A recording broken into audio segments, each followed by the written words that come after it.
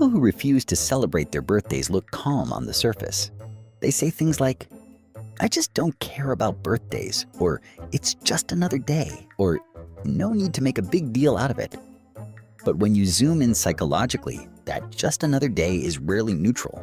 Very often, it's a battlefield that's been cleaned up so well, even they don't see the ruins anymore. A birthday is not just cake and candles.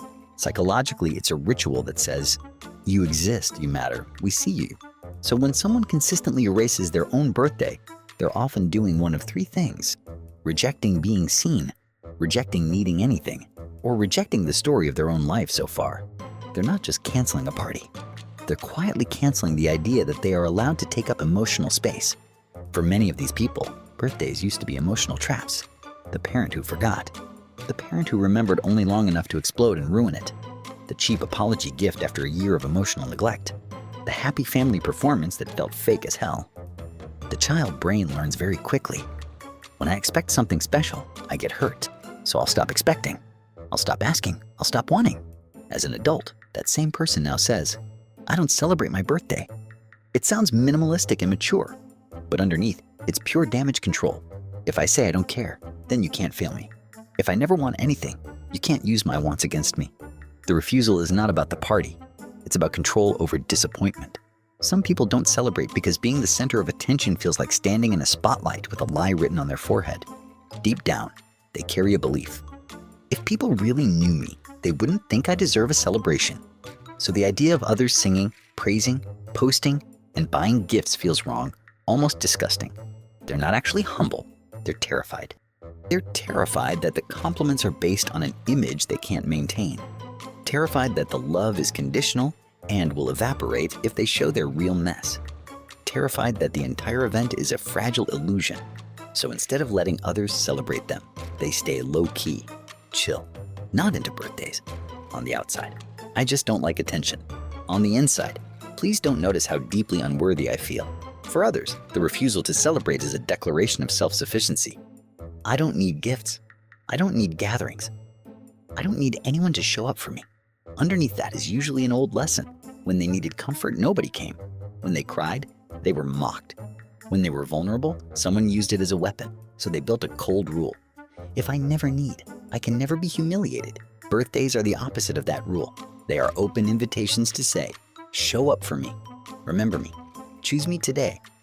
To someone who worships self-protection, that feels like walking naked into a room full of knives. Much easier to say, "Nah, I'm good. I don't do birthdays," and pretend it's just a preference, not a shield. There's another painful layer. Birthdays are time markers. They say, "You've lived another year. What have you done with it?" For people who feel like they've wasted time, made bad choices, or stayed stuck, birthdays aren't celebrations. They're annual performance reviews. You're this age and still haven't done that. You should be further by now. Everyone else is ahead of you. So instead of cake, there's quiet self-contempt.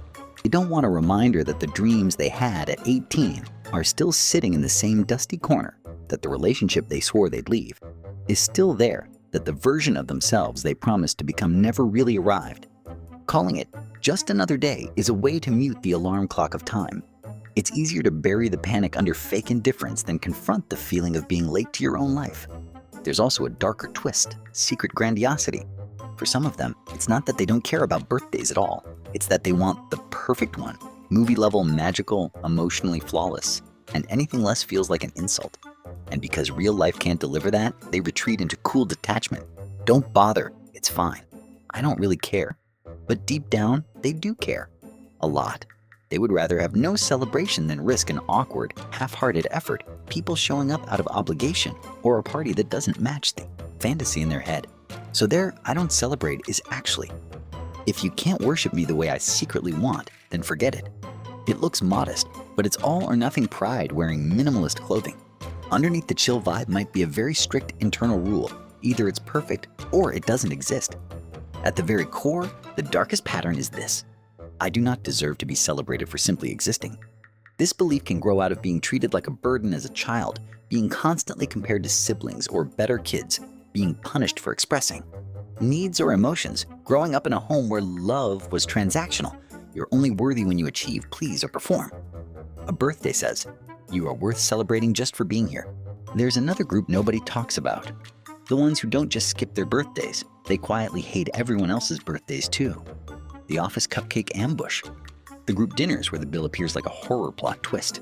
The off-key happy birthday with 14 people clapping off-beat. For them, this is not cute community bonding. It's a psychological hostage situation with balloons. On the surface, they have great excuses. I'm just introverted. I don't like crowds. I'm bad at social stuff. These things are so fake. Sometimes that's real. For a genuine introvert, loud social rituals feel like standing under a blasting emotional shower they never asked for. Too much noise, too many faces, too many unspoken rules. But for others, this isn't about personality. It's about their nervous system going, oh great. Here comes another episode of Scripted Human Warmth. Please uninstall. Birthday culture demands emotional participation. You can't just exist in the room. You're supposed to perform. Smile at the right time, clap on cue, say "oh" at the cake, post something sweet and thoughtful, pretend you didn't remember only because social media screamed it at you. If you grew up around fake affection, fake apologies, and happy family photos taken 5 minutes after a screaming match, these rituals don't feel warm. They feel like lies with frosting. They detach. They forget birthdays. They don't sign the card. They arrive late on purpose or leave early with a polite excuse. They call the whole thing cringe and move on. But underneath that chill distance, there's often a darker mix: disgust at how easily people slide into the script, envy that others can receive attention without wanting to disappear, resentment that the world gives, celebration so casually to others when no one ever gave it to them in any real way. They don't just hate birthdays. They hate what birthdays expose, that other people had, or still have, moments of being genuinely chosen, and they didn't. Some turn this into a private philosophy that sounds deep and noble. I don't believe in these superficial traditions. Real connection doesn't need cake and candles. I'm above all this performative nonsense. It sounds wise. Often, it's just pain wearing intellectual sunglasses. Because if you never really got that kind of care, it's easier to call it all fake than admit you still crave it and don't know how to receive it. Despising the ritual is safer than admitting you feel permanently outside the circle. Add introversion to that, and it gets even more interesting. A true introvert might think, my energy gets drained by this, but I don't wish you badly. I just need to recover. The darker version thinks, I'm drained, and also, I secretly think this is pathetic. They stand there, stiff, arms crossed or awkwardly clapping, internally narrating the whole event like a roast. On the outside, quiet, polite, maybe a small smile. On the inside, full comedy special. Once you admit that, the numbness cracks. Contempt melts into grief. And grief is a lot harder to carry than birthdays are stupid. So they choose contempt. Contempt feels powerful. Grief feels naked. Many of these people function well on the surface. They show up for others' birthdays. They buy gifts, send messages, organize surprises. They understand exactly how to make someone feel special.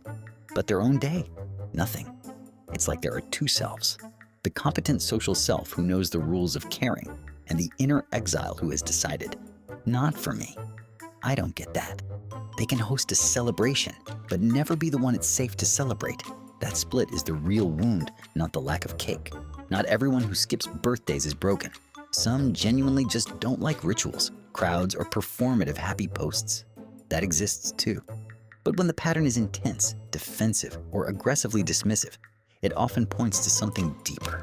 Fear of disappointment and emotional betrayal, deep shame and feelings of unworthiness, hatred of vulnerability and needing others, secret grandiosity that demands perfection or nothing, and a painful relationship with time, regret, and personal history. Their birthday is not just another day. It's the one day that quietly exposes how they truly feel about themselves. If you're someone who never celebrates your birthday, or you secretly hate everyone else's, ask yourself gently, without judgment, am I truly indifferent, or am I protecting myself from something? Disappointment, exposure, regret, or the terrifying idea that I might actually deserve to be seen. Because sometimes the darkest part isn't that nobody celebrates you. It's that you decided long ago that you're not allowed to be celebrated at all. And now for you, do you celebrate your birthday or have you stopped? And if you're brutally honest with yourself, what do you think is the real reason behind that choice?